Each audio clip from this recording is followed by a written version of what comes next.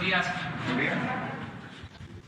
Vamos a informar sobre la situación de la salud, en especial lo relacionado con la pandemia, el Programa Nacional de Vacunación, como lo hacemos los martes. Va a informar el doctor Alcocer, también el doctor Hugo López-Gatell, Marcelo Ebrard y el general Luis Crescencio Sandoval, encargado de la logística y el transporte de las vacunas. Entonces comenzamos con el doctor Jorge Alcocer. Con su permiso, señor presidente. Muy buenos días a todos ustedes y a quienes nos escuchan por vía remota. Cumplimos, como ustedes saben, 10 semanas en México y en varios países del mundo en que la pandemia, el número de casos activos, las desafortunadas defunciones, la ocupación de camas generales y de aquellas que requieren ventilador para casos graves están disminuyendo. Sin embargo, aprovecho la ocasión nuevamente para hacer un llamado a la población a no confiarse, a no bajar la guardia, mantener las medidas sanitarias para evitar que haya una tercera ola de contagios. A 14 semanas de haber iniciado la campaña de vacunación, hemos avanzado en los dos primeros grupos prioritarios para la vacunación: el personal médico que ha estado y sigue al frente de la atención de enfermos COVID y a los adultos mayores. Repito, no hay que confiarnos, pues ya habíamos pasado la primera ola y se pensaba que ya estaba bajo control, que ya el contagio había disminuido y se vino otra ola, afectando, como ustedes saben, no solo a nuestro país. Nuestro gobierno ha estado a la vanguardia en la lucha contra la pandemia del COVID-19. En muchos aspectos, solo resalto algunos. Por ejemplo, las pruebas epidemiológicas, las pruebas de inmunología, que han sido pilares, entre otras, muy importantes para conocer el daño que está causando y seguirá, espero que por menos tiempo, el virus SARS-CoV-2. Para valorar el efecto de las vacunas también se están empleando como una herramienta muy importante. Han acompañado esta acción muchos médicos, muchos especialistas, muchos profesionistas se han movido física y científicamente a la vanguardia de la lucha contra el COVID-19, realizando diagnósticos, realizando ensayos, investigaciones de los mecanismos fundamentales que todavía en mucho desconocemos de este virus y desde luego aportando agentes diagnósticos y terapéuticos. En el pulso de la salud, hoy actualizaremos el informe técnico de la pandemia en nuestro país con mayor detalle de aquellos que están en condiciones de mayor riesgo, que son unos cuantos, en voz del doctor Hugo López-Gatell, quien también nos comunicará si se asoma algún estado en donde se vea peligro de un repunte y en qué forma el gobierno apoyará para prevenirlo y desde luego evitar que esto se vuelva una ola.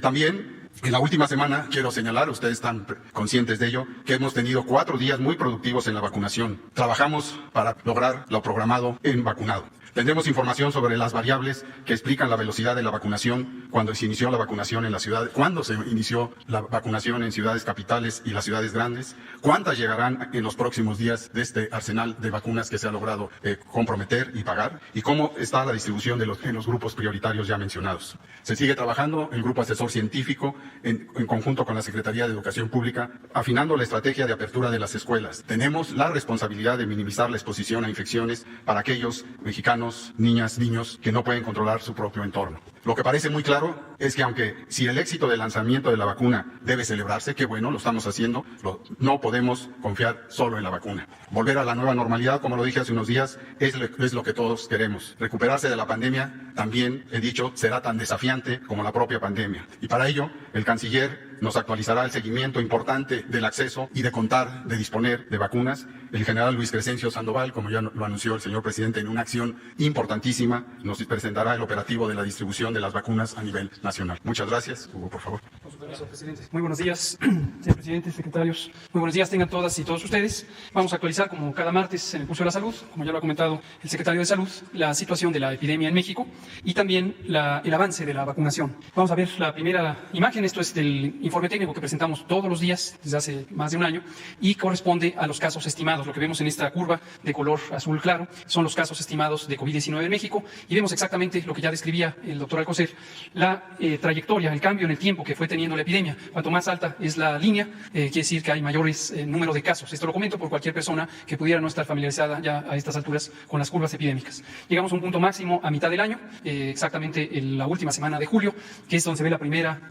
pico que parece una montaña. Después tuvimos un descenso hasta el 30 de septiembre y empezó la temporada de invierno, la temporada de virus respiratorios, conocida también como la temporada de influenza, y empezó a aumentar el número de casos. Llegamos a un punto máximo en la primera semana de enero de 2021 y a partir de ahí tenemos 10 semanas semanas de reducción de la epidemia. En este momento estamos viviendo la semana 14 del 2021 y la gráfica, como lo hemos explicado varias veces, termina en la semana 12, es decir, 2 semanas atrás. La razón de esto es una razón técnica muy conocida en la epidemiología, que es para no tener una falsa impresión de una reducción que pudiera ser solo por el rezago de los datos en las últimas 2 semanas. Así se maneja en todo el mundo, así lo maneja la Organización Mundial de la Salud también.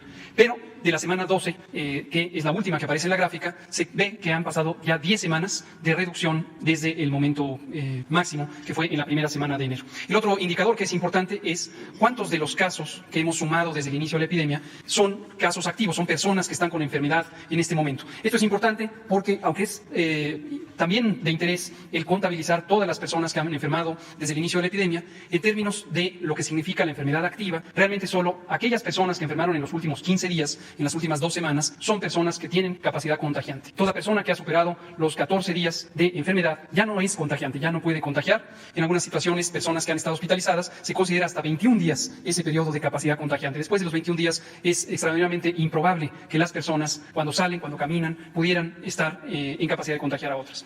Entonces, estos 22.914 personas que han sido registradas representan 1%, menos de 1%, de hecho, 0.9%. Son 9 de cada 1.000 personas que representan los casos activos. Y esto es un indicador importante porque conforme va reduciéndose este número, llegamos en algún momento a 7%, ahorita tenemos 0.9%, 9 por cada 1.000. Y conforme se reduce, es otro de los indicadores que sugiere un cambio de reducción importante a lo largo de la epidemia.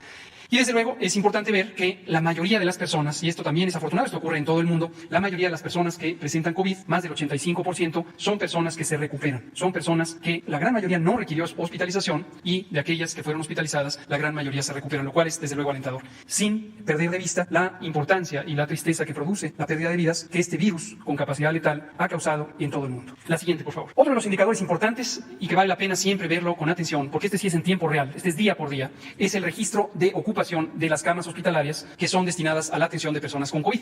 Y hemos comentado en múltiples ocasiones, y es un hecho conocido, documentado, incluso reconocido por la Organización Panamericana de la Salud, que México en el continente tuvo la más amplia reconversión hospitalaria. Crecimos 6 veces la capacidad hospitalaria de un sistema de salud históricamente abandonado por más de 4 décadas, no creció a la velocidad que tenía que crecer, quedaron hospitales abandonados, teníamos un déficit de 240,000 personas trabajadoras de la salud, mayormente médicas y médicos y enfermeros y enfermeras, pero de todas las ramas laborales del sector salud. Y desde luego este sistema no tenía la capacidad siquiera de atender lo básico, lo de todos los días, pero ante un reto tan importante como una pandemia, desde luego enfrentó retos muy importantes. Y por eso nos dimos a la tarea de expandir la capacidad hospitalaria, multiplicando el número de camas disponibles. Cada vez que hablamos de camas, hay que estar conscientes que no es solamente el mueble físico donde se alojan las personas enfermas, esto también lo hemos comentado en innumerables ocasiones, es quiénes son las personas profesionales de la salud que pueden atender a una persona, particularmente los que son críticamente enfermos. Y esto no se logra tan fácilmente, a menos que haya un esfuerzo deliberado de lograrlo. Y por eso pusimos en marcha mecanismos de entrenamiento acelerado de personas médicas para que pudieran tener la capacidad de atender bajo supervisión en un esquema piramidal que en alguna ocasión describimos durante 2020. Y ese sistema piramidal sigue funcionando para atender a las personas críticamente enfermas. Una persona especialista en medicina crítica supervisa a 5 personas especialistas que no necesariamente tienen la subespecialidad de medicina crítica y a su vez estas 5 supervisan cada una de ellas a otros 5 que tienen menor grado de entrenamiento, son médicas y médicos todos ellos, pero que están bajo este esquema piramidal de supervisión. Y el número de camas aumentó porque había el número de personas suficientes para atenderles. Todos los demás insumos, los equipos, los ventiladores, las bombas de infusión, etcétera, los monitores, también fueron ampliados para poder tener 6 veces más capacidad. Y esto fue uno de los pilares del manejo de esta epidemia. También ya comentaba el doctor Alcocer sobre estas intervenciones, porque nos permitió que en ninguna situación personas que necesitaran ser hospitalizadas se quedaran sin lograrlo.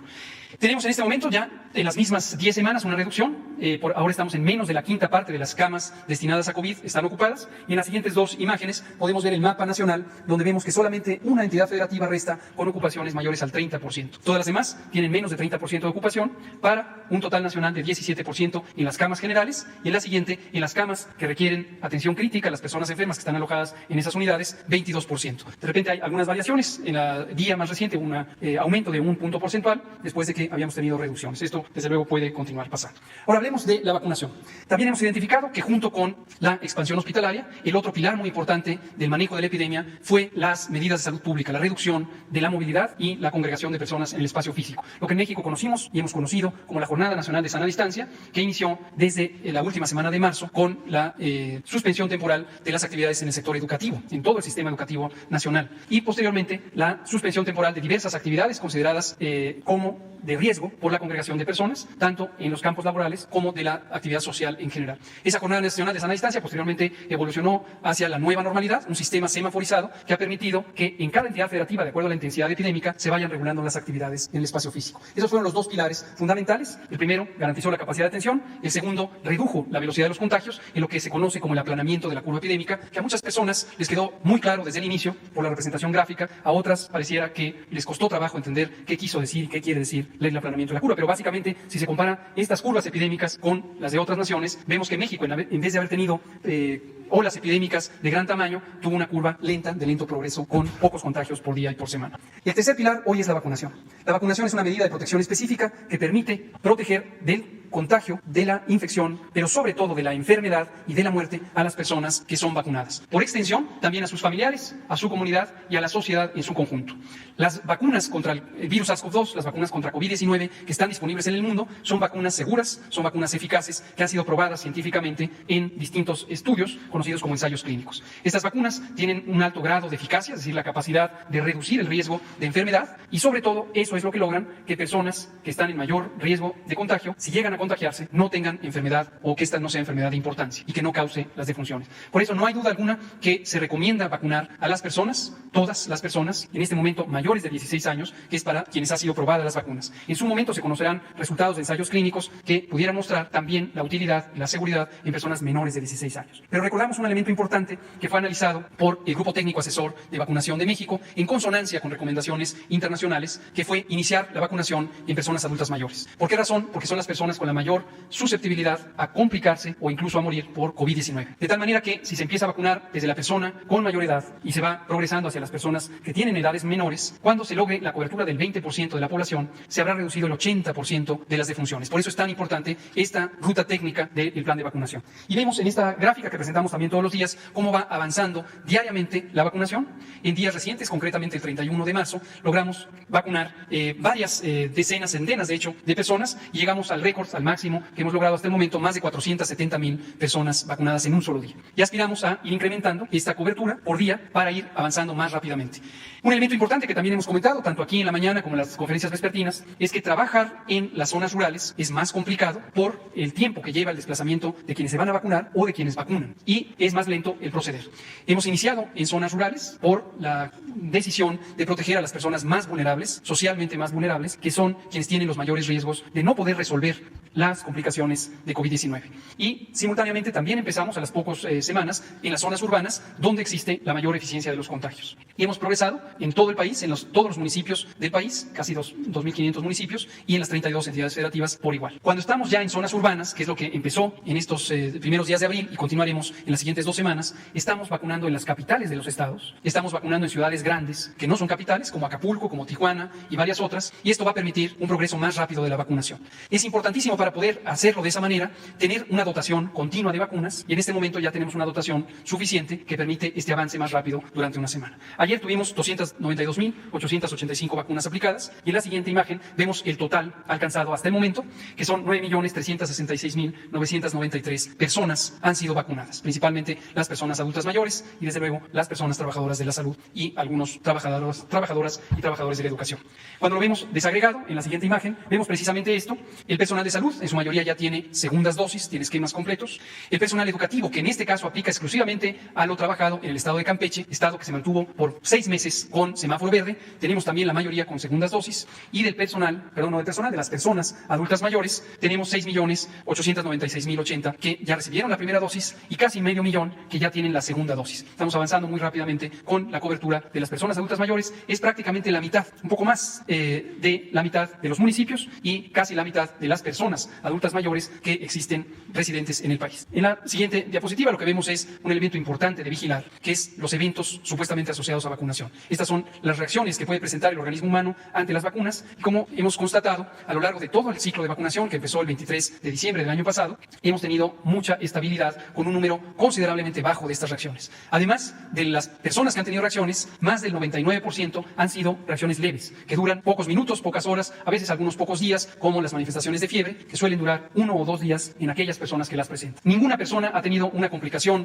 que le resulte en un daño permanente y mucho menos fatal. Esto es importante porque seguimos verificando por la farmacovigilancia, la vigilancia continua durante el uso de la vacuna, que se trata de vacunas seguras, además de ser vacunas eficaces. Y tenemos finalmente 2 imágenes, una que nos tiene el resumen de lo que se ha recibido en el país, 15.163.420 vacunas de las distintas clases o tipos de vacuna, la de Pfizer, la de Astra, la de Sinovac, la de Sputnik V y la de CanSino, son las 5 vacunas que están en uso ya en México, cada una con sus particularidades de uso, de conservación, de transporte, todas ellas seguras y eficaces. Y un aspecto que es muy importante tener presente es que de estos poco más de 15 millones de dosis, muchas fueron de reciente llegada, más de 4 millones o alrededor de 4 millones fueron de reciente llegada en los últimos 7 días. Y esto es importante para no perder de vista el tiempo que se requiere para recibir el producto y enviarlo. Generalmente en menos de 24 horas de que llegó el producto ya está en las rutas terrestres y aéreas que nos ha comentado siempre el general Sandoval, que con la valiosísima ayuda de nuestras heroicas Fuerzas Armadas, en particular el Ejército, se llega a todos los territorios del país.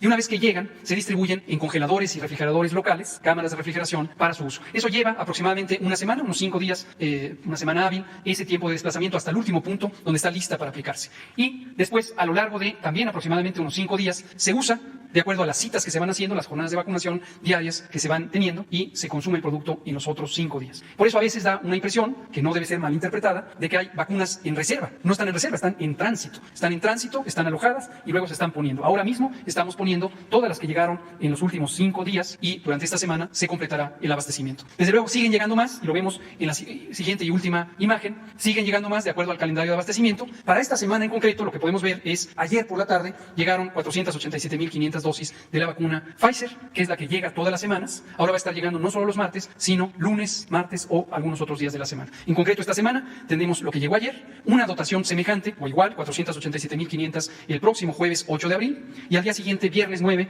327.600, para un total de 1.302.500, la dotación más grande de esta vacuna.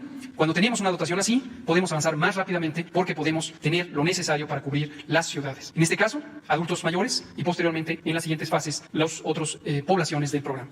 Y la otra vacuna es la de CanSino. Recordar que esta vacuna se fabrica a granel en China y se envasa en México en una planta que está en el estado de Querétaro, y vamos a tener la liberación en algún momento cuando se culmine el ciclo de pruebas técnicas que hace COFEPRIS para garantizar la seguridad, la calidad y la eficacia. Todas estas pruebas son técnicas, no son administrativas, que permitirán garantizar estos importantes atributos. Una vez que se concluya el ciclo técnico del análisis de laboratorio, se podrán liberar posiblemente esta semana 432.260 dosis. Y esto nos permitirá seguir avanzando en la vacunación. Me parece que teníamos un video de la llegada de ayer de las vacunas. Llegaron finalmente en la noche, iban a llegar a las 6:45 de la mañana, pero había mal tiempo en Cleveland, en Estados Unidos, y en Ohio, y ahí fue donde se retuvieron. Pero llegaron ayer por la tarde, justo antes de la conferencia de prensa, mientras estábamos en la reunión que tenemos todas las semanas con el presidente, muchas veces 2 veces a la semana, precisamente para el manejo de la epidemia y el programa de vacunación, que sigue y seguirá avanzando. Y luego lo último, no se nos olvide que es las vacunas gratuitas y que son un derecho para la población mexicana, de cobertura universal. Todas y todos tienen garantizada su vacuna. Muchas gracias. Quizá podemos ver, presidente. Durante los primeros días del mes de abril, México ha recibido casi 1.700.000 vacunas envasadas para continuar con la campaña de vacunación en las 32 entidades del país. La noche del jueves 1 de abril arribaron al Aeropuerto Internacional de la Ciudad de México 1.208.700 dosis de AstraZeneca. Este embarque es el complemento del acuerdo alcanzado entre México y Estados Unidos, por el que nuestro país recibió poco más de 2.700.000 dosis de vacunas envasadas de esta farmacéutica. A este arribo se suman 487.500 biológicos de Pfizer-BioNTech que llegaron este lunes 5 de abril procedentes de Bruselas, Bélgica, con una escala en Cincinnati, Estados Unidos. Con estos embarques del 23 de diciembre a la fecha, nuestro país recibió un total de 14.222.950 vacunas envasadas de Pfizer-BioNTech, AstraZeneca, Sinovac, CanSino Biologics y Sputnik V del Centro Nacional de Investigación de Epidemiología y Microbiología Gamaleya. A estas dosis se suman 940.470 vacunas CanSino que fueron envasadas en la planta de Drogmes en Querétaro, lo que hace un total acumulado de 15.163.420 biológicos aplicables. De esta forma, la estrategia de vacunación avanza en todo el país para combatir el virus SARS-CoV-2 causante de la COVID-19. Bueno, muy buen día, con su permiso, señor presidente. Quizás hacer un comentario introductorio muy breve. Como ustedes saben, los principales países productores están entrando o ya están en fases intensivas, masivas, de vacunación. Por lo tanto, el grado de dificultad de acceso a las vacunas va creciendo, cuando menos hasta que no haya una producción suficiente en el mundo. Se ha acentuado también la desigualdad en el acceso. Hay muchos países que no tienen todavía acceso, increíble, a esta fecha. Entonces, nos ha pedido el presidente de la República que nos concentremos, que hagamos un activismo dirigido para que no se retrasen los acuerdos que México ya tiene firmados, pactados y hasta pagados los anticipos correspondientes. Voy a partir ahora de en qué punto nos encontramos y al final les haré reflexiones sobre las siguientes acciones que vamos a tomar para cumplir la instrucción que nos ha dado el presidente de la República. La siguiente, bueno, es lo que les acaba ya de referir. Luego es el resultado de toda la estrategia que se ha seguido hasta ahora. Pfizer viene de Bélgica. La Unión Europea nos reporta cada semana las autorizaciones correspondientes. Esta semana ya tenemos las 3. Aprovecho para agradecer a la Unión Europea su apoyo en Bruselas. Sinovac, que fue resultado de un diálogo que tuvo el señor presidente de la República con el embajador de China. AstraZeneca, en este caso, combina una adquisición que se hizo en la India, Serum Institute, que se convirtió en uno de los principales productores del mundo, y lo que recibimos ahora de Estados Unidos, que también se derivó de una conversación que tuvo el presidente López Obrador con el presidente Biden, a quien le agradecemos ese respaldo. CanSino, que se derivó, incluso aquí se hizo la llamada, se derivó de un acuerdo también con el gobierno chino, con la participación del canciller de China. Somos el único país del mundo que está envasando esta vacuna fuera de China. Ya entregaron esa cifra, 1.005.470. Esta tiene una gran ventaja, que es una sola dosis, no son dos. Entonces, cuando se ponga el millón, pues ya seguramente les podrá decir, tengo los 2 esquemas que son de 2 dosis y tengo el que es de una sola dosis. Y finalmente Sputnik, que fue una gestión en la que nos ayudó muy importantemente el presidente Alberto Fernández, a quien le deseamos pronto restablecimiento y siempre nuestra gratitud. Muy solidariamente nos puso en contacto con las autoridades rusas. Viajó el doctor López-Gatell, se recordará, en Argentina, hizo un acuerdo por 20 y tantos millones de dosis y ya nos han entregado hasta esta fecha 900.000. Entonces, todo esto se deriva de diversas iniciativas donde ha participado de manera directa el presidente López Obrador. Bueno, la que sigue, vamos en 15 millones que ya se mencionaron. Aquí está el número 15.163.420. Bueno, la siguiente, por favor. Esto también ya se le refirió, son los diferentes arribos que tuvimos la semana pasada. Como bien lo dijo Hugo, es la semana que más hemos recibido. Entonces, para quien dice por qué no se han aplicado, porque no, sí, sería imposible, simplemente acaban de llegar. Pero ya están en vías de. Entonces, esto es lo que se recibe, nomás para que lo tengamos en mente a lo largo de la semana. La siguiente, por favor. Estas son las que van a llegar esta semana, que es Pfizer, que ya nos señalaron aquí cuáles son las fechas, y CanSino, que tendrá, este lote ya está fabricado, envasado, y toma tiempo, toma varias semanas, llega el plazo en estos días, están ahí marcados, y COFEPRIS verifica que el lote esté correcto, y entonces lo aprueba. En ese caso tendríamos este número de envasadas en Querétaro. Y vuelvo a repetir que el envase es complejo. Hay quien piensa que el envase es un procedimiento simple, pero no lo es. Es un procedimiento muy complejo, que toma tiempo, y tiene muchísimos requerimientos de esterilidad y de estabilidad de la vacuna, pero es muy importante que México lo esté haciendo. Bueno, la siguiente, por favor.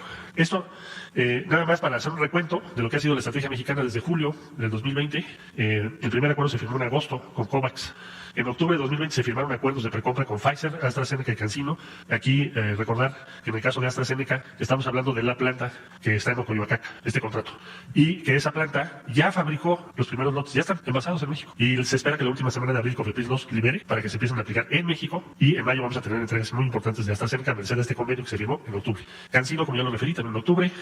En diciembre tuvimos el primer cargamento con vacunas, de hecho fue la primera que llegó a América Latina, fuimos el primer país de América Latina con vacunas. En enero firmamos acuerdo con Serum Institute por 2 millones de dosis, ya recibimos 870.000. En febrero firmamos acuerdos con Sinovac y Sputnik. En marzo se tuvieron las primeras dosis de CanSino envasadas en México. En marzo se llegó a un acuerdo con Estados Unidos, de hecho fue el primer país, México, que recibió vacunas fabricadas en Estados Unidos este año. En abril tenemos ya en total 15 millones de dosis, como lo acabo de referir, y podemos decir hoy, haciendo este recuento, que la estrategia que diseñó el presidente ha dado resultados. Si no, no tendríamos estas vacunas. La siguiente, por favor. Bueno, ¿qué sigue? Acabo de referirlo. Me ha pedido el presidente de la República que viaje yo a Moscú. Aquí tenemos un convenio por hasta 25 millones, de los cuales hemos recibido 900.000 al día de hoy. Les agradecemos mucho porque Rusia está en pleno proceso de vacunación ahora, y no obstante ello nos ha enviado esas dosis. Voy a visitar China en cuanto el canciller me confirme la fecha. Ahí tenemos el convenio, como ustedes recordarán, Sinovac y CanSino. Sinovac nos faltan, si no me recuerdo, 8 millones de dosis. CanSino nos faltan, son 35, nos han entregado una, nos faltan 34. La India, por el convenio con Serum, y además porque está México para aprobar, muy seguramente COFEPRIS, la primera vacuna de origen indio, es decir, diseñada y desarrollada en la India, que se va a aprobar por la COFEPRIS, pues seguramente muy pronto. Ya está muy avanzado ese trámite, entonces nos importa mucho esto. Por supuesto, los Estados Unidos, por razones evidentes, es el país con el que tenemos más relación, ellos van con un buen ritmo en su vacunación, nos importa mucho que nos sigan apoyando.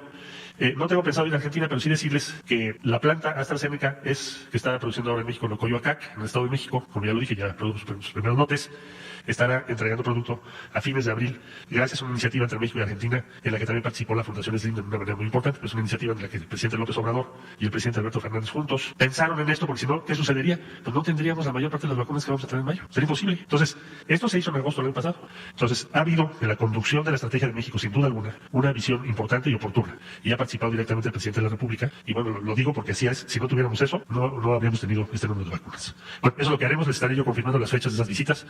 Son muy pronto. Y la meta, el objetivo es lograr que México tenga las vacunas acordadas en los tiempos acordados en las próximas semanas para que las metas que ha fijado el presidente se cumplan. Terminar adultos mayores y otros sectores que ha marcado el presidente como prioritarios. ¿Cuánto, señor presidente? Con permiso, señor presidente, vamos a informar sobre la distribución de las vacunas. Adelante, por favor. Sobre la distribución de las vacunas AstraZeneca, CanSino y Sinovac que se tenían aquí en la Ciudad de México, arribaron el día jueves 1 de abril 1.208.700 dosis de AstraZeneca. Fueron trasladadas al Birmex. Ahí en Birmex, junto con lo que se tenía también de AstraZeneca, CanSino y Sinovac, se reorganizaron, se hicieron los paquetes para los diferentes estados y se distribuyeron 1.288.170 dosis. Esto fue el día domingo. El día domingo se organizaron 4 rutas terrestres por Birmex, en donde se les dio la seguridad por parte de Fuerzas Armadas y Guardia Nacional. Estas 4 rutas comprendieron 7 estados con 684.700 dosis. La ruta 1 para cubrir Guanajuato y Aguascalientes, la 2 Guerrero, la 3 Nuevo León, la 4 Jalisco, Nayarit y Sinaloa. Y una ruta también en donde acudió el Estado de México a la empresa Birmex para recoger sus 67.800 dosis. En total, por tierra se distribuyeron 752.500 dosis el día domingo. Por la parte aérea, con aeronaves de la Fuerza Aérea Mexicana, se hicieron tres rutas para cubrir también 7 estados, que son Baja California Sur, Sonora, Coahuila, Chihuahua, Tabasco, Yucatán, Quintana Roo. En total, 535.670 dosis distribuidas por aire el día domingo. Adelante, por favor. Estas son las rutas, como ya la mencioné, la número 1, Guanajuato y Aguascalientes, la número 2, hacia Chilpancingo, la número 3, a Monterrey, Nuevo León, la número 4, Guadalajara, Tepic y Culiacán. Adelante, por favor. Las rutas aéreas que se realizaron hacia La Paz y luego a Hermosillo, a Torreón y posteriormente a Ciudad Juárez, y la número 3, Villahermosa, Mérida y Cancún. Con eso cubrimos las 7 entidades federativas que se planeó para abastecer por aire. En total, un resumen, fueron transportadas vía terrestre 752.500 dosis, por vía aérea 535.670, siendo el total de 1.288.170, a 15 entidades federativas, 25 municipios. Las escoltas de seguridad materializadas en las rutas terrestres fueron 30, 10 operaciones aéreas con 16.40 horas de vuelo con las 3 aeronaves. El efectivo que empleamos fueron 912 elementos, 90 vehículos. Adelante, por favor. Eso es lo que realizamos el día domingo con lo que había arribado el día 1 aquí en la Ciudad de México. La siguiente distribución es lo que el día de ayer arribó. Adelante, por favor. El día de ayer arribó a la Ciudad de México 487.500 dosis de Pfizer. Fueron trasladadas al INCAN. Ahí se está reorganizando los paquetes para los estados a los cuales se les va a distribuir. Aquí tenemos los 7 estados. Va a ser Ciudad de México, Estado de México, Hidalgo, Tlaxcala, Puebla, Morelos y Querétaro. Aquí estos estados van a acudir a INCAN, se les va a hacer la entrega de las vacunas, y personal de Fuerzas Armadas y Guardia Nacional les daremos la seguridad para su traslado. Esto va a suceder el día miércoles. El miércoles estaremos haciendo esta distribución de lo que llegó el día lunes aquí a la Ciudad de México. Esto. Bueno, pues vamos a preguntas. Quedaron pendientes 2 compañeros, Demián Duarte y Ramsés Ancira. ¿Qué tal? Buenos días, señor presidente. Demián Duarte, del Sonora Power, de Hermosillo. Primero que nada, buenos días, un gusto saludarles a usted y a los funcionarios que le acompañan. Quisiera hacer una nota de agradecimiento a nombre de los hermosillenses en particular y de los sonorenses, porque hoy inicia la vacunación en mi ciudad. Para nosotros es muy importante. Al final de cuentas, usted ha enfatizado el tema de la esperanza, y este asunto del arranque hoy en Hermosillo nos plantea pues una luz de esperanza en el camino. Muchas gracias, señor presidente, y al equipo que le asiste en este plan. Quiero llamar su atención, señor presidente, sobre un tema muy particular. Durante los meses de enero y febrero me tocó traer un asunto que me parece muy importante y es muy sensible a ojos de los ciudadanos, pero muy en particular de los consumidores. Hemos visto, afortunadamente, que la inflación sigue bajo control.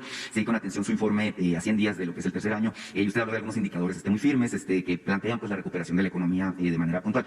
Sin embargo, hay un indicador que sí nos preocupa, y que es el incremento constante en los precios del gas LP. Usted sabe que el gas LP se ubica prácticamente en todas las cadenas de valor, y es muy sensible porque tiene un impacto directo a todas las familias de México, además de distintas industrias que están involucradas. Bien, el tema es que el gas, lamentablemente, pues ha tenido un incremento de marzo del 2020 a marzo del 2021 que ronda el 36% en términos de precios al consumidor. Hemos visto que a nivel internacional el precio de la molécula, como se le llama técnicamente, pues tuvo un incremento muy fuerte de arriba del 136%, y incluso los precios que ofrece Pemex a los distribuidores se han incrementado mucho. Me puse a hacer la tarea porque pues esta situación tiene muchos aristas. Tiene que ver en una parte con la crisis energética de Texas, tiene que ver con una demanda extraordinaria que se da pues en una temporada de frío atípica, pero en nuestro país lamentablemente esta situación también se liga a un fenómeno sobre el que quiero llamar su atención, y es que derivado también de lo que usted dijo en su informe a 100 días, se ha logrado reducir de manera tajante lo que es el robo de combustibles con la estrategia de combate al huachicol. Sin embargo, todo indica, señor presidente, y tengo los datos a la mano, que quienes se dedicaban al robo de gasolina y diésel se fueron al robo de gas LP, generando un fenómeno que, bueno, pues ya se le llama el huachigas. Tenemos estadísticas, señor presidente, que hablan de que hay por lo menos detectadas 83,000 tomas clandestinas de gas LP. Esto implica que a la Federación, a Pemex, se le están robando 103,000 toneladas de gas LP al mes, y esto representa un quebranto de alrededor de 30,000 millones de pesos al año. Sabemos que en particular Pemex pues, es el actor preponderante en esta industria, es quien modula los precios, y si a Pemex le están robando 30,000 millones de pesos cada año en términos de lo que es el gas, evidentemente esto le afecta en la posibilidad de llevar precios más competitivos a los consumidores a través de la red de distribuidores. Señor presidente, es evidente que esta situación pues, no se puede tolerar, no se puede, digamos, soportar de ninguna manera pues, una situación en la que se le está robando abierta y descaradamente a la Federación, y esto implica corrupción, implica que hay involucradas mafias, implica que incluso pues, hay un trabajo interno, porque robar en los ductos de gas LP pues, es un asunto muy peligroso. Entonces, señor presidente, llamarle la atención sobre el tema y preguntarle si habría la manera de que la Federación, su gobierno en particular, pues intervenga en este asunto. Sí, estamos combatiendo el huachicol pues en todas sus manifestaciones. El robo de gasolinas, de diésel, gas, también el contrabando de combustibles, y seguimos haciéndolo. Acerca del precio, nosotros tenemos el compromiso de no aumentar el precio de los combustibles, incluido el gas. Esto es gasolinas, diésel, gas, la luz, en términos reales. Es decir, que no aumenten por encima de la inflación. Y es una recomendación constante de la presidencia hacia Hacienda, hacia Pemex. Ayer, como todos los lunes, se informó sobre los precios. A ver si tenemos la lámina del precio del gas, porque la Procuraduría de la Defensa del Consumidor lleva a cabo un monitoreo diario. Y sí, habían aumentos, y ha habido ahora, lo destacó la encargada de despacho de la Procuraduría, Berenice, de que hay una disminución en los últimos tiempos. Vamos a estar observando este comportamiento, y al mismo tiempo vamos a estar también combatiendo el huachicol. No hay ninguna posibilidad de que se restablezca el robo de combustibles, porque no dejamos de combatir el huachicol y lo vamos a seguir haciendo. Y sí, tienes razón, del robo de gasolinas pasaron al robo de gas, pero ya estábamos enfrentando este tipo de ilícito, y también lo del contrabando de gasolinas se está atendiendo. Por eso la iniciativa que presenté sobre hidrocarburos, para tener más control. Porque en la pasada administración, a partir de la llamada reforma energética, entregaron más de 1,000 permisos de importación de gasolinas. Entonces, un desorden completo, o un desorden bien pensado, ordenado, para permitir todos estos ilícitos. Entonces estamos viendo eso. El asunto, señor presidente, en este tema en particular es que el robo de gas representa actualmente el 14% de la demanda en el país. México es uno de los mayores consumidores de gas, tengo entendido, a nivel mundial, somos el número 7. Este robo representa la demanda de gas de países completos como Ecuador y Colombia. Entonces es muy grave la situación, la verdad. Yo por eso quise hacer investigación y llamarle la atención sobre este particular, ¿no? Sí, y se va a seguir combatiendo el robo. Bien, tengo una pregunta, es un tema sobre mi estado en particular. Usted sabe, yo vengo de Sonora. Sonora es un estado sumamente vasto con problemáticas prácticamente en cada una de las regiones. Y en este caso toca a la cuenca del río Matape. La cuenca del río Matape es muy interesante porque tiene un distrito de riego que abastece pues, a la zona del Valle Agrícola de Guaymas y Empalme. Es muy interesante porque es quizás el distrito de riego más pequeño del país. Representa 110 millones de metros cúbicos de agua solamente. En este distrito de riego hay un conflicto entre lo que es el sector social y el sector privado, que comparten de alguna manera los derechos de agua.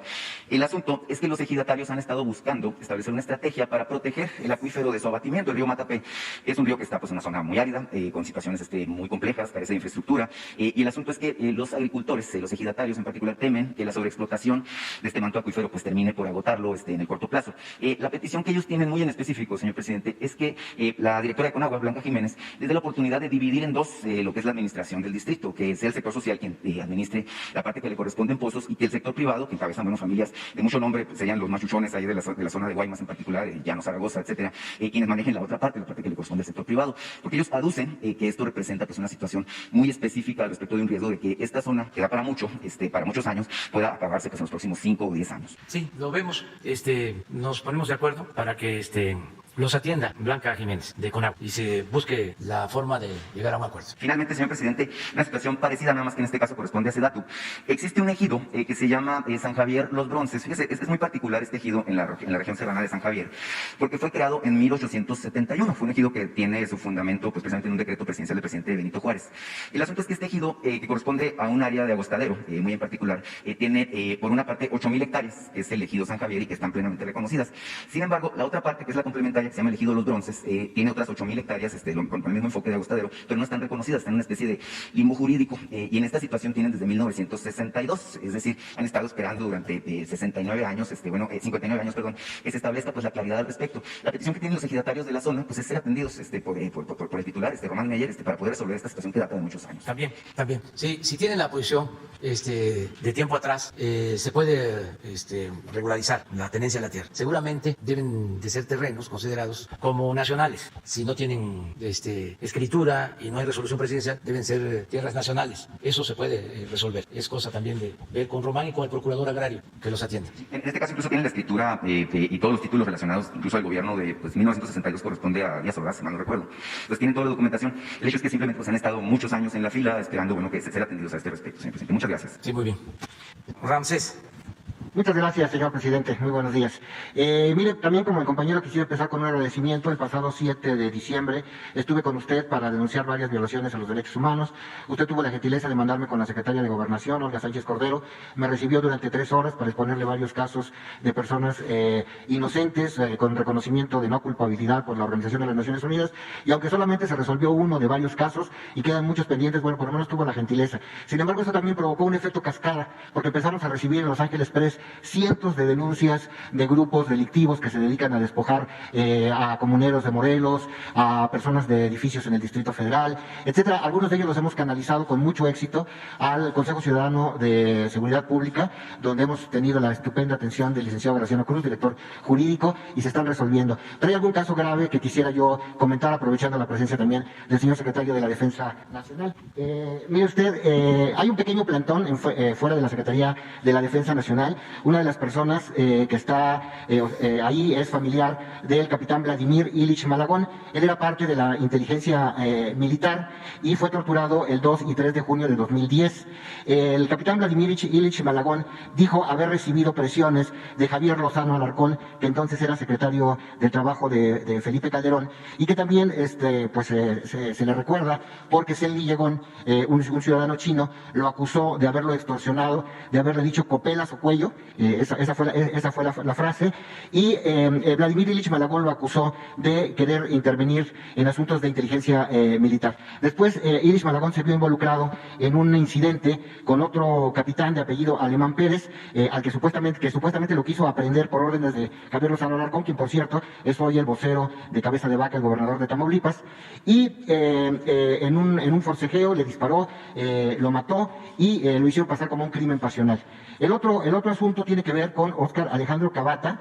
Él también fue torturado en un operativo en Ciudad Juárez, fue víctima de violencia sexual, ya se le reconoció como una víctima y la Secretaría de la Defensa Nacional le ofreció pagarle una indemnización de $75,000. Otro amigo de él fue asesinado en un campo militar. El caso es que ayer a la 1:30 de la tarde, la señora Laura Cavata, que es madre de este joven, recibió un mensaje en su celular en donde dijo que si no se retiraba, pues la iban a asesinar, que la iban a cortar en trozos y que se conformara con el dinero y se fuera. Este asunto me recuerda también el de Marisela Barragán, una persona que a pesar de denunciar amenazas en su contra, el gobierno de Chihuahua no le hizo caso y la mataron. Entonces, que yo quisiera preguntarle a nombre de Los Ángeles Press y a petición de las víctimas, si sería posible abrir, como se hizo en el caso de Ayotzinapa, una comisión de investigación para hablar de los abusos militares en la presidencia de Felipe Calderón. Usted decía ayer que el que no conoce el pasado está condenado a repetirlo y quizá esta comisión podría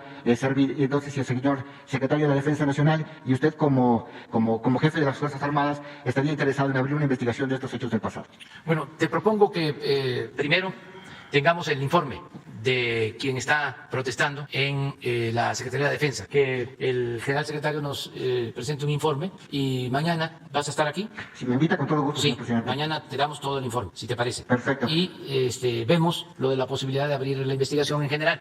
Son muchos casos, sin querer dar el carpetazo, se están atendiendo todos los asuntos que quedaron pendientes, las herencias sobre violación de derechos humanos. Ahora que viajé el domingo de Tabasco a la ciudad, un pasajero me entregó una nota y es acerca de una violación a sus derechos, algo que él considera injusto, que padeció, que enfrentó en gobiernos anteriores y me está pidiendo que yo intervenga. Hay muchos casos así y todos se están atendiendo. La La situación ahora es distinta porque se respetan derechos humanos, no hay ninguna instrucción para usar la fuerza, y mucho menos tortura, desaparecer personas, lo que desgraciadamente a veces sucedía de ajusticiar a heridos, llevaban a cabo masacres. Eso ya se terminó por completo. Entonces vamos a informarte bien sobre esta situación para mañana, si te parece. Claro, le agradezco muchísimo. Una segunda pregunta muy breve, señor presidente, si fuera posible. Como usted sabe, Walmart vendió el año pasado a una empresa que se llama Alestra todos sus VIPs, todos sus suburbias en colonias residenciales con un valor de muchos millones de dólares. Se supone que por esta operación debió haber pagado alrededor de 160,000 millones de pesos de impuestos. Finalmente Walmart pagó este año 8,000 millones de pesos, que es pues menos del 20% de lo que debió haber pagado. Y como ahora están también ellos protestando por el asunto del cobro de la luz, bueno, pues haría bueno que usted le cargue al señor secretario de Hacienda que revise si se pagaron los impuestos adecuados de estas ventas de cientos de edificios en todo el país. Y bueno, pues si no quieren pagar la luz, pues que paguen los impuestos que deben por estas ventas. Muchísimas gracias, señor presidente. Sí, sobre eso ya se pusieron al corriente. De todas maneras, vamos a revisar. La verdad es que tenían un adeudo por esa compraventa de alrededor de 10,000 millones. Y eso fue lo que pagaron el año pasado. Y era lo que les correspondía. Hablando con la verdad, no tenían ese adeudo de 160,000 millones. Eran de 8 a 10,000 millones de pesos. Y ya los pagaron. Sí. Al principio, mal aconsejados por los abogados, los fiscalistas, decían que no debían nada, pero se les convocó para que platicaran en el SAT, estuvieron de acuerdo y se convencieron que debían y pagaron el año pasado. Walmart. Lo de la luz es otro asunto, ahí se está buscando resolver este asunto en general con la ley que aprobó el Congreso, la reforma eléctrica. Con eso vamos a poder revisar todos estos contratos leoninos, pero va a ser en general y se va a avanzar. Ahora hay estos amparos, pero tiene que llegar hasta la última instancia, que es la Suprema Corte de Justicia. Y nosotros consideramos que no se puede declarar inconstitucional la ley. Y en el caso de que se declarara inconstitucional, yo ya lo he dicho y lo repito, como considero que es una injusticia que paguen más los usuarios domésticos que las corporaciones comerciales o empresariales, o sea, que la tarifa que pagan los usuarios de clase media o de clase popular sea más elevada que la que paguen los grandes consorcios económicos, comerciales, financieros, pues yo no podría quedarme con los brazos cruzados. Si se llega hasta la última instancia y la Suprema Corte declara inconstitucional la ley, tendríamos que presentar una reforma a la Constitución, aún con el riesgo de que no se aprobara por no tener las 2/3 partes, pero estaría obligado a hacerlo, porque de lo contrario, pues me convertiría en alcahuete, en cómplice, y eso no. Muy bien, ya terminamos. A ver, terminamos con los dos de... Gracias, presidente. Buenos días. Shaila Rosagel, corresponsal del Grupo Gili, El Imparcial de Sonora, La Crónica de Mexicali y Frontera de Tijuana. Presidente, el pasado 2 de abril cumplió 16 años desaparecido el periodista Alfredo Jiménez Mota, mi compañero y mi amigo allá de Sonora, periodista del Imparcial. Su desaparición sigue totalmente impune y pues no se ha dado información sobre su paradero. Hace 2 años yo le pregunté aquí sobre el caso y usted comentó que le pediría a la FGR información sobre el expediente. Sus papás están allá en Empalme. Dicen pues que en estos 2 años no los ha buscado nadie, ni la FGR ni ninguna otra dependencia para darles información. Ellos pues dicen que ya no esperan verlo con vida a 16 años de su desaparición, sino que esperan pues que de perdida les entreguen sus restos y les digan dónde están. Si me permite, traigo 2 citas textuales de don Alfredo, una que es el papá de Alfredo. Mi clamor es que sigan investigando y nos den información de lo que pasó con mi hijo, que ya es mucho pedir, pero por lo menos que esclarezcan el caso de mi hijo, dónde quedó, dónde está y qué pasó con mi hijo. Si saben dónde quedó, que nos los entreguen para darle cristiana sepultura y ya. Es una cita de doña Esperanza, mamá de Alfredo. Ya no esperamos verlo con vida, sino que pues al tiempo que ha transcurrido, se imagina ya 16 años, es mucho, pero no perdemos la esperanza de que algún día nos los entreguen como sea para darle sepultura. Presidente, preguntarle si usted sabe sobre este caso, si la FGR le entregó informes sobre el caso de Alfredo y pues qué ha pasado con estas investigaciones, si usted conoce algo o puede dar alguna información. Pues sí sabemos de estos lamentables hechos de desaparecidos y hay un programa para encontrarlos vivos.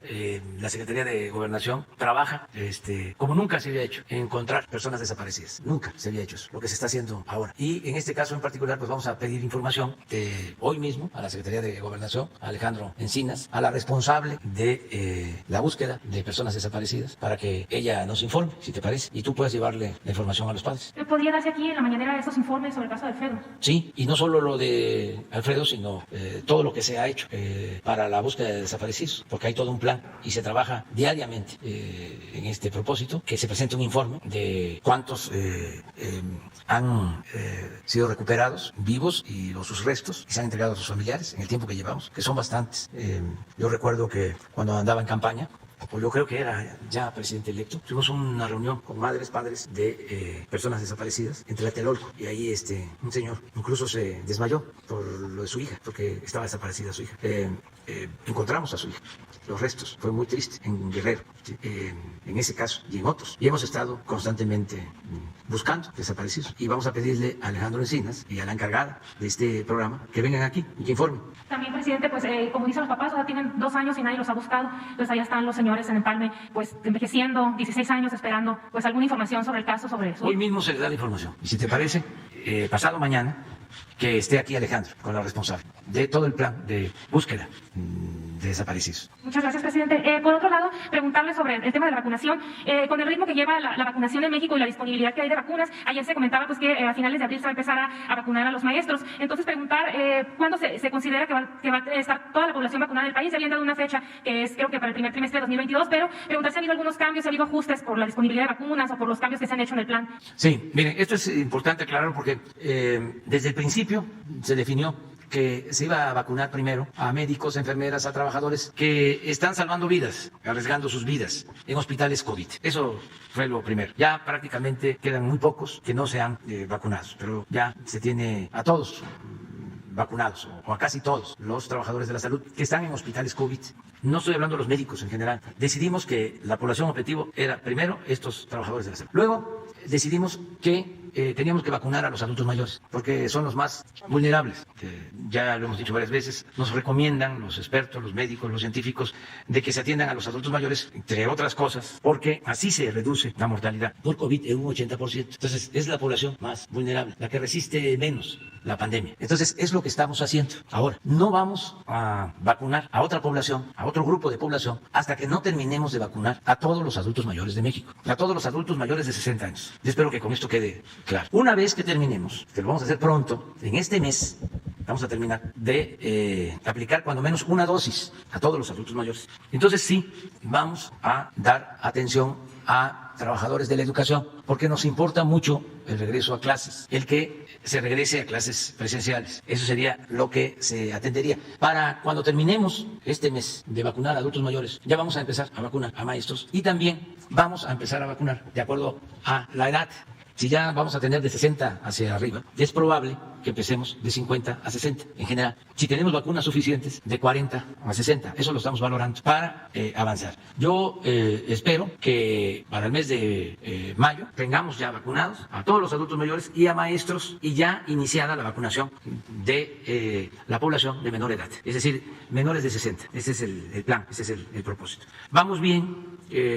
La preocupación de un rebrote, el que vengan contagios por Semana Santa, pensamos que no va a ser lo mismo, porque no tiene ya el mismo efecto la pandemia. Eso lo deseamos, además, que nos podemos equivocar. Nos equivocamos, cometemos errores, porque la perfección, pues solamente el creador, ese no se equivoca. Los humanos sí, nos equivocamos y cometemos errores. Entonces, pensamos que vamos a mantener la pandemia controlada, que no haya rebrote y avanzar en la vacunación. De ahí el viaje de Marcelo Ebrard, secretario de Relaciones, a Rusia y a China, Estados Unidos, porque necesitamos garantizar que se cumplan los contratos que tenemos establecidos para que podamos avanzar sin problemas. Hasta ahora vamos bien. Todo esto es un trabajo que se inició hace meses. Hemos hablado con las farmacéuticas, me ha tocado hablar con el gerente mundial de Pfizer en conferencia. Desde luego hablé con el presidente de Rusia, he hablado con el presidente de China, con el embajador de China en México, que nos ha ayudado mucho, con el embajador de la India en México, varias veces con el presidente de Argentina, con el presidente Biden, como 2 veces sobre este tema. La primera vez le planteé de que necesitaban apoyarnos. Se filtró la llamada, porque hay todavía muchas golondrinas en el alambre, y hasta se burlaron de que le había pedido vacunas y que había dicho lo que diga mi dedito. Se burlaron los observadores de aquí. Y seguimos insistiendo. A la segunda llamada, no fue poner condiciones, sino antes de llevar a cabo la llamada, le dije al secretario de Relaciones, ¿cuál es la agenda? Pues seguridad, migración, medio ambiente, y le dije al secretario, quiero yo en la agenda COVID y vacunas. De modo que el presidente Biden sabía que íbamos a tratar el asunto. Antes de nada me dijo, le tengo buenas noticias, nada más que vamos a esperarnos. Se portó muy bien. Entonces todo esto pues ha llevado tiempo de política diplomática para tener las vacunas, también disponibilidad de recursos. Nos ha ayudado mucho la Secretaría de Hacienda, el secretario de Hacienda, Arturo Herrera, para asegurar anticipos, y no nos han quedado mal. Nos han avisado cuando han tenido problemas, el caso de Pfizer, 3 semanas que dejaron de entregarnos porque estaban ampliando de plantas de producción, y además porque iban a destinar vacunas a países pobres por el mecanismo de la ONU, en fin. Entonces, estamos seguros que no nos van a faltar las vacunas, y vamos a terminar con el plan de vacunar a todos, o sea, universal, vacunas a todos, en condiciones de igualdad. Nada de influyentismo, nada de que estoy palanca, estoy bien parado, tengo buenas agarraderas y ya voy a conseguir la vacuna. Pues no, de aquí es hasta que nos toque a todos. Y aprovecho también para decirles, porque hasta un reportaje en este periódico de España, ¿cómo se llama? Que no nos quieren. El País, sacaron, porque dije que no me iba a vacunar, por lo pronto, porque tengo anticuerpos. Pues también, de que me estoy negando a vacunarme, cosas así, ¿no? Me voy a vacunar dentro de unos 15, 20 días. Volví a preguntarle a los médicos. Y también para, disipar dudas, sobre todo para que los que tuvieron COVID, como yo, ¿sí?, no esperen tanto tiempo, y dar ese ejemplo para que se proteja. Entonces, por eso me voy a vacunar, nada más que me dicen que puede ser en 15, 20 días. Va a coincidir cuando ya se termine de vacunar a todos los adultos mayores, entonces voy yo. ¿Mande? Es que, yo creo que, mira, uno de los mejores médicos en esta materia está aquí, es este señor. Es este señor. ¿Por qué no explicas mi caso? Y sirve para que se esté tranquilo el país. El país. No, muchas gracias, señor presidente. El país me refiero al periódico. El país México está tranquilo. No, esto da oportunidad a señalar que ese camino fuerte en tiempo y en acciones y decisiones, y con una completa clara dirección del señor presidente, una estrategia que hemos seguido mucho, lo hemos completado con algunas cuestiones técnicas, pues da tranquilidad. Y da tranquilidad porque lo que recibirá el señor presidente, o que yo tuve la oportunidad hace 8 días de recibirlo, es lo mismo que reciben los mexicanos. Todos los mexicanos, me tocó una vacuna, me hubiera tocado otra, no me tocó la que yo quería, y antes de decir, ya cayeron rápido en el gambito.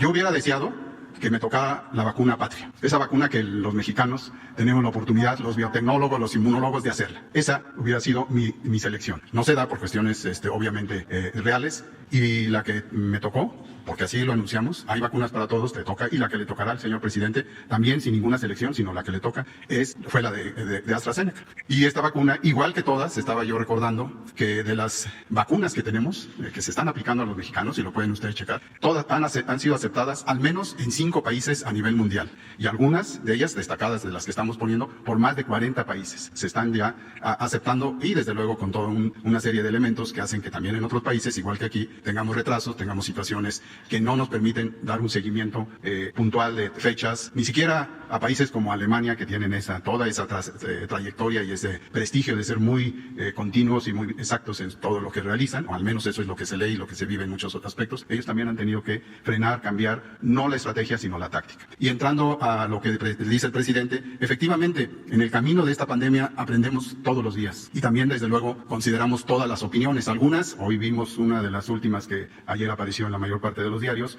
de la vacunación fantasma de la persona que aplicó una vacuna, donde nada más metió la jeringa y la sacó. Eso definitivamente está ya aclarado. Esto no fue así como se cuenta, pero bueno, ese no es el turno, no es el momento para ello.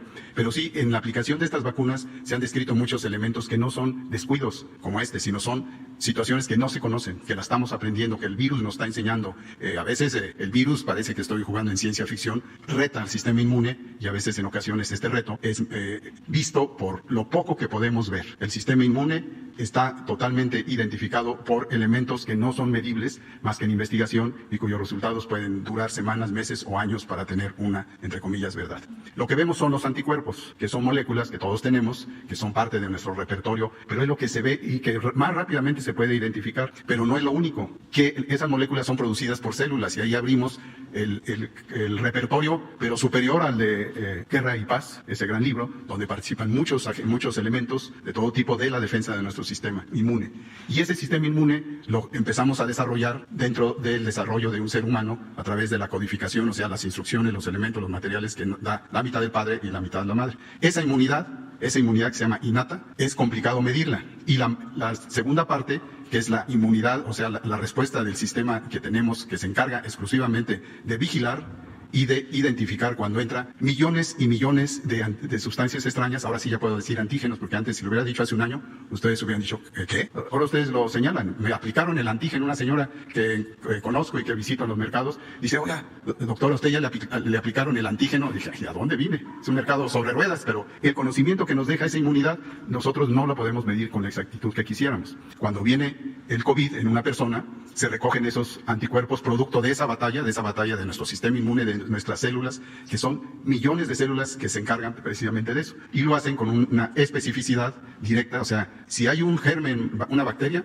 la respuesta, o sea, el equipo, y aquí está un símil tremendamente igual, que es el que conduce el general Crescencio, idéntico, ¿sí? Tiene gente que identifica qué tipo de antígeno, qué tipo de bacteria, de parásito, de virus y de los diferentes miles y miles de diferentes antígenos animales y vegetales también que pueden hacer esta respuesta, lo identifica y ahí empieza a fabricarse toda una serie de moléculas. Una de ellas, para ya no salirme de esto, porque es muy fascinante al menos para mí, es el que tengamos anticuerpos, proteínas para identificar y sacar afuera el efecto. No el virus muchas veces el virus, y tenemos muchas enfermedades más de una veintena de enfermedades que tienen el individuo que tuvo una infección, muere el resto de su vida bien, pero vive bien, pero siempre tuvo un resto de un virus. Y de ahí se genera posiblemente el desarrollo de cáncer, entre otras enfermedades y muchas otras. Pero tenemos esa identificación después del virus SARS-CoV-2, identificamos inmunoglobulinas y nos dice tuvo inmunidad, en este caso inducida por el virus. La vacuna va a ser lo mismo, pero inducida por una parte del virus modificada, atenuada, conducida con diferentes tecnologías para despertar, favorecer eso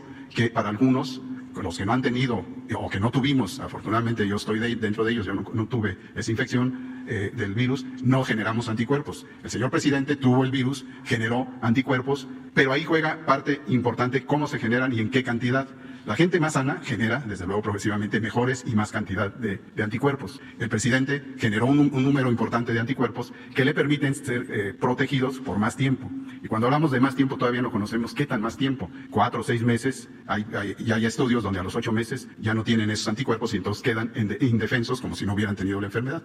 La pregunta también es, ¿por qué no se vacuna toda la población en 2 dosis? ¿Por qué? Porque mínimo el 70% y en algunas hasta el 80% de los vacunados tienen la cobertura con una sola dosis. Y la segunda refuerza esa situación y como ustedes ven en el ejemplo del presidente de Argentina, entre primera y segunda dosis posiblemente, no es algo que me conste, tuvo esta reinfección y va a salir en todo caso por la primera dosis avante prácticamente sin síntomas. Si no se hubiera vacunado y hubiera tenido la infección, hubiera podido ver lo que vemos todos en este momento, en muchos casos todavía. Termino. Señor presidente, no es halago, lo conozco desde hace tiempo y además médicamente no se necesita hacer estudios, es una persona sana, es una persona que tiene una enfermedad de comorbilidad que es la hipertensión, pero la ha cuidado, la ha atendido y cuando esto se sucede en un individuo iguala sus posibilidades para que su enfermedad, como fue su caso, fuera tratada a tiempo, desde luego esta es otra cosa, y que tuviera una respuesta rápida que inclusive algunos dudaron y decían que no había tenido la enfermedad, sí la tuvo y si no hubieran sido por su formación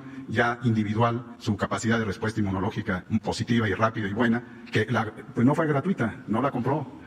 Se la regaló la población cuando los visitó durante no sé cuántas veces ha recorrido el país y ahí ha tenido contacto con la gente, con los alimentos y reforzó su inmunidad producto del desarrollo que le dieron sus padres. Eso es así de sencillo. Y ahora, ojalá todos los mexicanos que tienen una comorbilidad aprendan que hay que tratarla. No se puede quitar la diabetes, por ejemplo, pero si uno la tiene bien controlada y le da el COVID, es diferente el efecto y el resultado que aquel que no la cuida y que en forma tardía viene el COVID y se sinergizan y se convierte tanto el COVID en una enfermedad más grave, muy muchas veces mortal, como la diabetes en una enfermedad todavía más grave. Entonces, en conclusión, señor presidente, ya tomó la decisión, porque también es eso importante, ¿eh? A nadie se le debe obligar a vacunarse. Por más explicación de lo que yo he señalado, si no se quiere un individuo vacunar, afronta su responsabilidad, su situación de persona y no lo hace. Si corre el riesgo o no, ya será cuestión de su vida, pero en este caso, el presidente ha dicho en forma libre, ha oído opiniones, le agradezco que una de ellas sea la mía, y desde luego ha oído opiniones que lo han convencido a que está en tiempo de vacunarse y lo va a hacer, y hasta ahorita nunca ha dicho si me vacunan con esta o con la otra, y nunca lo voy a escuchar porque lo conozco. ¿Sí? Eso es todo. Muchas gracias. ¿Perdón? ¿Que le tocaría qué? ¿Sí? Sí. Nada más preguntarle cuándo considera que va a estar vacunada toda la población con una primera dosis, o si va a ser el primer trimestre de 2022 o se han ajustado estas fechas. Toda la población, todo.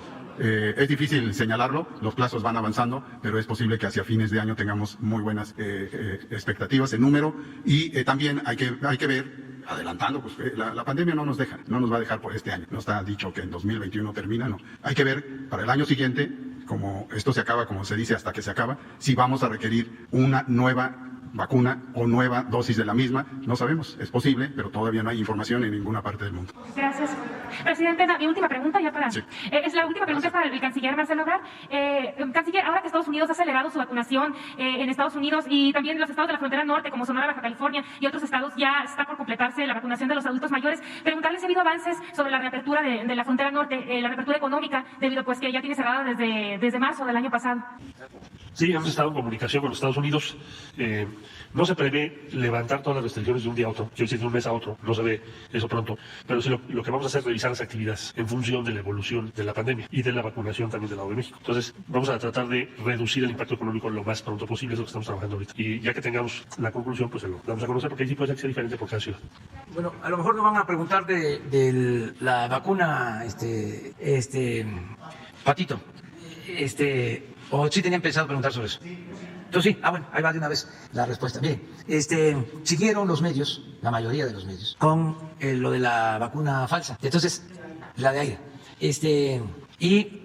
Solo hay dos explicaciones, que en efecto hubo un error o un montaje, que no lo descarto, por la difusión tan grande, ¿no? Que mande, con propósitos de afectarlos.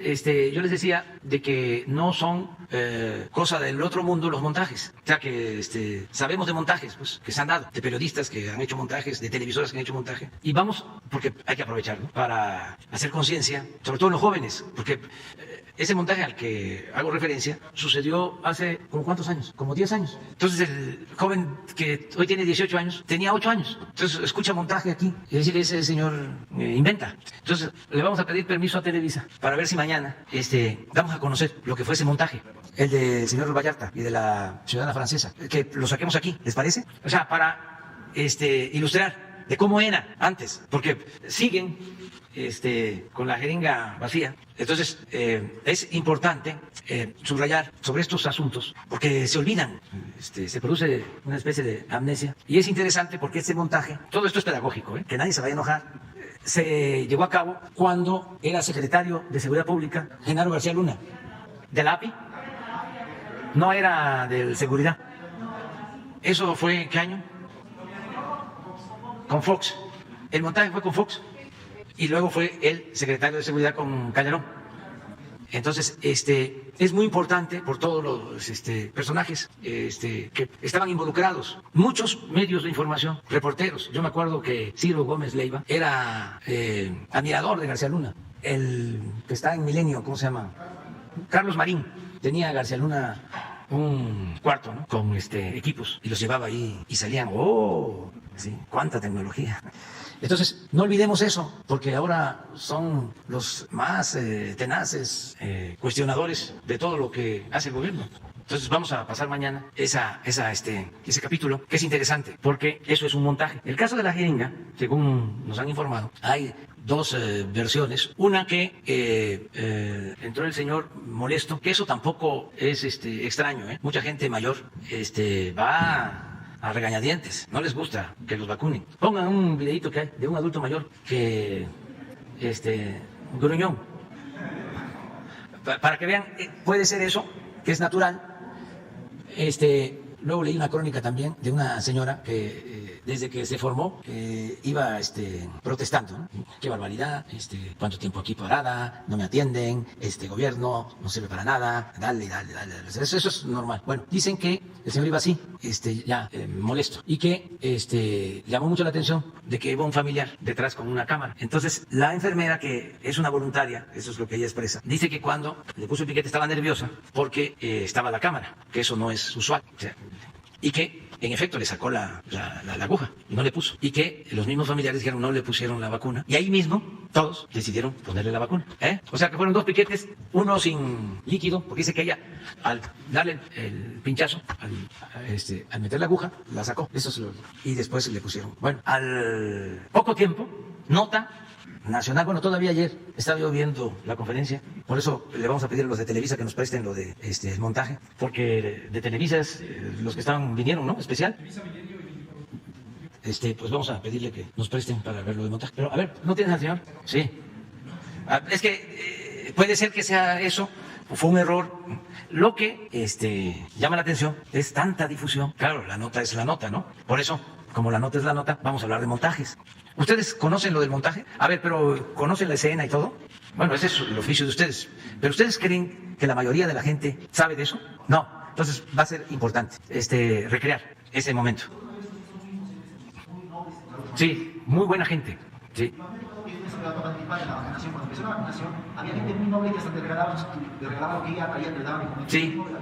Sí, no, eso es puro corazón. Mejor no pongas es porque dice una grosería y mejor no. Sí, no tienen el pi, no tienen, ¿verdad? No, mejor no. Bueno, vámonos, la compañera. Entonces ya quedamos mañana, pero hay que pedirle nada más la autorización, no creo, ¿no? ¿No es de dominio público? Sí. Buenos días, presidente. A mí me llamé de la Mexico News y sin censura. Aprovechando que tocamos el tema de montaje de Vallarta y de Florence Cassés, sus familiares llevan aquí, afuera del Palacio Nacional, un buen tiempo. Dicen que no se van a ir hasta que esté libre Israel Vallarta. De hecho, ellos compartieron un mensaje en donde mencionan que el juez Juan Pablo Gómez Fierro, el mismo que otorga esos amparos por la reforma eléctrica a estas empresas, es el que estuvo detrás también de un amparo que impide que le hagan justicia a Israel Vallarta. Eso es algo que han estado compartiendo también en la jornada, que compartieron, de hecho, sus familiares. Y preguntarle, ¿no?, al respecto de esto, si usted tiene algún avance de lo que habría ocurrido con lo que está investigando el secretario de Gobernación en el caso de Israel Vallarta para hacer justicia sobre esta situación. Vamos, si les parece, como vamos a presentar el caso mañana de lo del montaje, vamos a pedirle que venga la secretaria de Gobernación y que dé una explicación. Porque, ¿qué sucedió? El gobierno de Francia protestó por lo que consideraban una injusticia, ¿no? Porque se trataba de una ciudadana francesa. Entonces, la Suprema Corte resolvió que como se había falsificado el procedimiento, o se había dado ese montaje y otras cosas, dejaban en libertad a la ciudadana francesa. Y como era un asunto político, porque sí intervino el presidente de Francia, el gobierno de Francia, pues del reclusorio, yo recuerdo, o de donde estaba la ciudadana francesa, la llevaron al aeropuerto y la subieron al avión y salió del país. Algunos plantearon que por qué esa decisión, por qué no, como también había denuncia de las víctias, los familiares de víctimas, que por qué no la Corte, en vez de ordenar que la dejaran en completa libertad, no había propuesto la reposición del procedimiento. El caso es que fue así. Ahora, la pregunta es si supuestamente participaron juntos, ¿no es así? Se supone que ella era la líder del grupo criminal y que él habría participado con ella. Eso es, porque a ella sí la liberan y a él no. Así es. Pero estamos en el terreno de los supuestos, ¿no? O sea, a lo mejor haciendo conjeturas. Vamos a pedirle a la licenciada Olga Sánchez Cordero que nos explique, porque en ese entonces ella, creo, fue ministra de la Corte. Así es. De hecho, ella habría llevó el caso. Bueno, a que tomara la misma resolución con Florence Cassés para Israel. Y ahora sí que va a ser lección completa para los jóvenes sobre justicia, el papel de los gobiernos, ¿sí? Las resoluciones del Poder Judicial, en este caso de la Suprema Corte de Justicia, y el papel de los medios, ¿sí?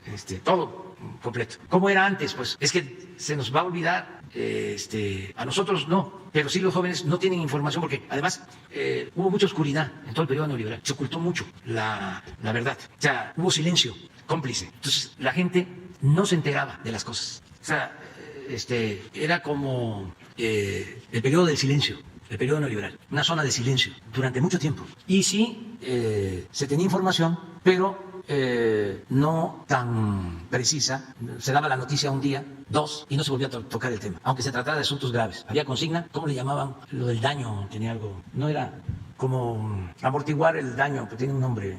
¿Control de daños? Control de daños. Control de daños. Eso lo aplicaban muchísimo, control de daños. Yo me acuerdo que les decía yo en la campaña a la gente, a ver, que levanten la mano, ¿quiénes saben que compraron un avión que costó 7,000 millones de pesos? En una reunión de 300, 400 personas, como 2 o 3. Que levanten la mano los que no lo saben. Todo. Este asunto, estoy seguro que hoy el 90% de los mexicanos no lo saben. El 90% no saben lo que pasó, aun cuando fue un asunto que se trató, pero en el círculo rojo, las notas que quedan en sectores más informados, que tienen más acceso a la información. Entonces sí es interesante romper el silencio en todo y no dar por hecho de que ya se sabe. Y más cuando son cosas que no se deben de repetir, para que no se repitan. Entonces sí vamos a ver mañana eso. Y presidente, justamente retomando eso, una parte importante para combatir la infodemia que se ha dado dentro de estos medios, en su mayoría corporativos, es el Internet. Dentro de su administración se ha planteado el de dotar prácticamente a todo México de Internet y eso ayudaría muchísimo. ¿Cuáles son los avances que tiene en la materia? Pues se va avanzando. Estoy por tener una reunión de evaluación con los técnicos. Ya debemos de tener posibilidades de comunicación por Internet en cerca de 100,000 localidades que no tenían Internet.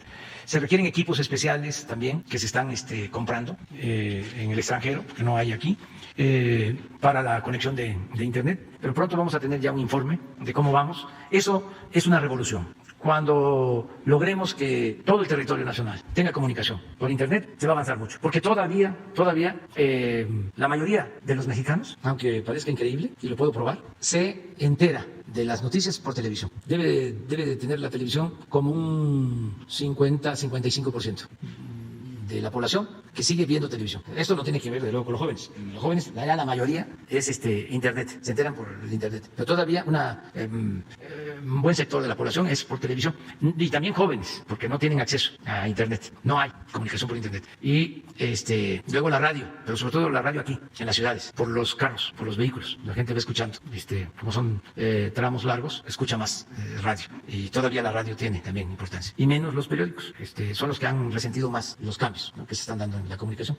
Pero sí es necesario avanzar en el Internet. Es un programa prioritario. Y presidente, en otro tema, aprovechando justamente el tema del pulso de la salud, nosotros en The Mexico News hace ya varias semanas publicamos un reportaje de un empresario veracruzano vinculado en ese entonces a México Libre, este intento de partido político, que estaba asegurando que tenía vacunas, que había comprado vacunas rusas. Fue desmentido por el Fondo Ruso, fue desmentido por la Embajada Rusa y aún así aseguraba que tenía el contrato y que tenía las 2 millones de dosis. Nosotros tuvimos acceso al contrato, vimos que prácticamente lo hizo a mano, ¿no? Cualquier persona con acceso a una computadora lo pudo haber hecho, bastante falso. Pero con todo y ese contrato tenía acceso y estaba en negociaciones con los gobiernos de Nuevo León y Yucatán. Eso obviamente ya quedó en el pasado, pero se lo menciono porque hemos visto que aún así han entrado vacunas que no son las del gobierno y que se han decomisado, por ejemplo, el caso de las vacunas en Honduras, las vacunas que iban a Honduras, otras vacunas que habían intentado, que se las habían aplicado en lugares o en empresas y demás. Y le pregunto, presidente, si hay alguna empresa privada o algún gobierno que ya haya cumplido formalmente con los requisitos para ingresar vacunas, que ya las haya comprado, y si no es así o si es así, ¿en dónde la gente puede revisar si hay empresas para que no se vayan con la finta? Porque muchos creían que efectivamente existían estos contratos. Bueno,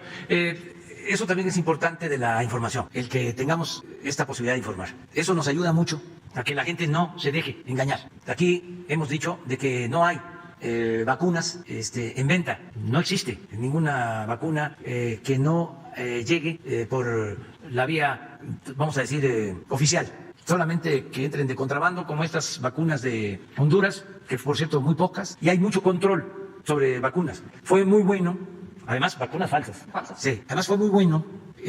Había al principio como una trampa, ¿no? Porque aquí tiene uno que andar brincando obstáculos, tiene uno que andar a las vivas, porque hay mucha gente malosa, malos de Malolandia, entonces que andan buscando cómo trampearnos. Empezaron diciendo que no les dejábamos nosotros, ¿no?, traer vacunas. Ya sabíamos que por ahí iban, ¿no? Está friegue de que acaparábamos las vacunas y que no permitíamos, ¿no?, a nadie. Aquí dijimos, se permite a todos. Nada más preséntenos las facturas.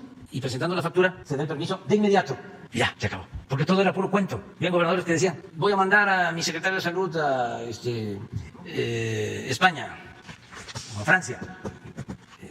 Bueno, eso se terminó. Ayudó mucho porque esto ha permitido pues que haya control, orden en todo lo que tiene que ver con la vacuna. Sin embargo, Hay, aparte de los políticos es decirles bastante, ¿no? O sea, tratarlos con elegancia.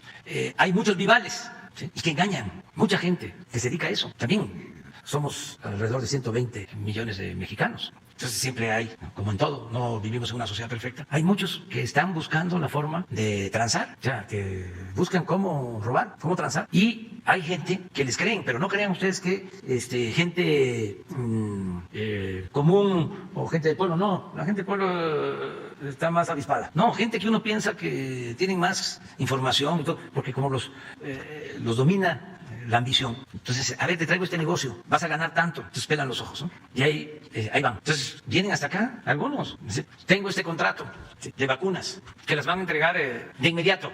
Pero gente que uno piensa que está informada, pues que está exacta. Pues no. Entonces, les tengo que decir, eso es falso. Eso no es cierto.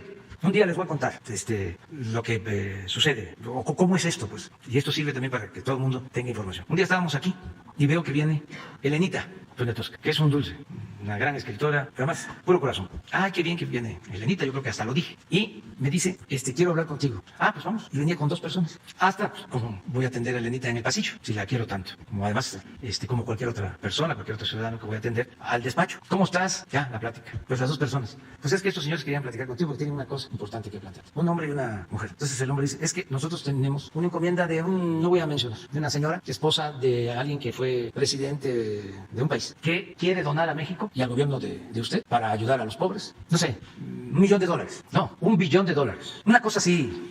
$1 billón, pues son como 22 billones de pesos, ¿sí? Estamos hablando como de 4 o 5 años de presupuesto, ¿no? Nacional. Una cantidad así. Y ella está dispuesta a ayudar. No me crean la cantidad, pero sí era una cuestión, sí, no, muchísimo dinero. Y quiere hablar con usted. Y aquí está en el teléfono. Entonces le digo, no, pues no puedo hablar con ella. No puedo. Que por favor vean al secretario de Hacienda y que él les atienda y luego ya platican conmigo. Y si quieren ayudar, pues estamos agradecidos. Nada. Puro cuento. ¿Qué buscaban? No sabemos. Claro que Elenita se mandó después a ofrecer disculpas porque por ella la engañaron.